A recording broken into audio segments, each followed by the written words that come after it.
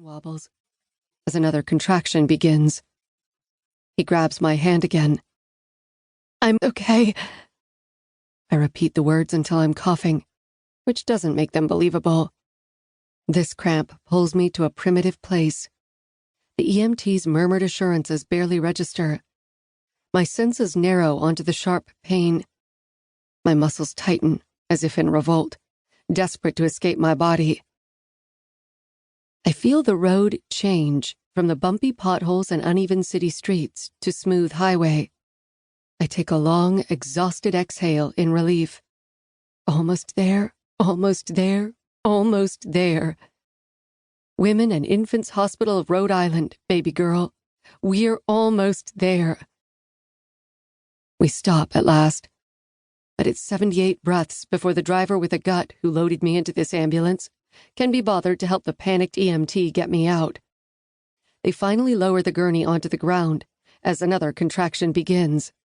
I let out a deep, guttural holler, then take short breaths from fear as much as pain. The gurney wheels squeak, and my noises continue as I see stars starting to appear above me in the evening sky. They hurry me through the ER sliding doors. In my own area, I'm surrounded by beige curtains and beige cabinets and blinking beige machines. A man in blue scrubs enters, though his face is beige, and he's got a scruffy dark beard. Devon Burges, I'm Dr. Killer. You have to slow your breathing. No one outside southeastern Kansas calls me anything other than Devon. I hate the name my mother gave me, but correcting him isn't possible. Can you hear me, Devony? I slow my gasping to a shuddering trot under the oxygen mask. A burst of light passes across my left eye, then right, then left again. Are you with me? He asks, pulling the penlight back from my response. I grab his hand and gather up all I've got. I'm 28 weeks and a day. I don't have any allergies. I'm O negative.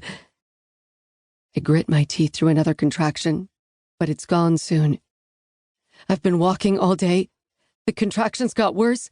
I thought my water broke, but all I saw was blood. I pause as my voice catches. There's terrible pain. My lower back. He nods tightly once and joins the activity around me. The nurses cut away my dress and underwear, slipping my arms into a thin gown. The blood bag cart clinks against the gurney, and the pinch of the IV is a tickle compared to the pain within my body. The nurse drops my purse in a plastic bag. The edge of a yellow day planner slides out as she ties it shut. I start to say the planner isn't mine, but there's another contraction, and all I can focus on is the overhead light behind the doctor's head. Can you tell me what happened? He asks. He's asking the wrong question. I count down from 100, and finally the contraction's grip dulls, and I have a few glorious moments of only burning back pain. I relax my closed eyes and think. When I was in my first trimester, I made a list of probable complications that could occur during labor. 17 of them seemed worth categorizing and diagramming and obsessing over. They're tucked away in a tidy spreadsheet on my computer. In the ambulance, I was too scared to mentally cull through the symptoms to determine what's happening. That's the problem with logic. It doesn't stand a chance against terror. I must be brave for my daughter. I visualize my spreadsheet, and every line item spins around like a slot machine.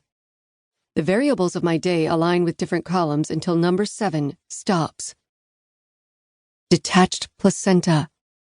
The system my body grew in my uterus to feed my baby and give her oxygen has stopped working. All day my back hurt. I begin. I was walking and then bleeding. It's my placenta. Dr. Keller sticks out his stubble-covered jaw as he presses on my stomach. Have you noticed increased urination prior to today? I shake my head no, because I pee all the time lately. First trimester, I bled some, not for a while. He pauses his hands along my stomach,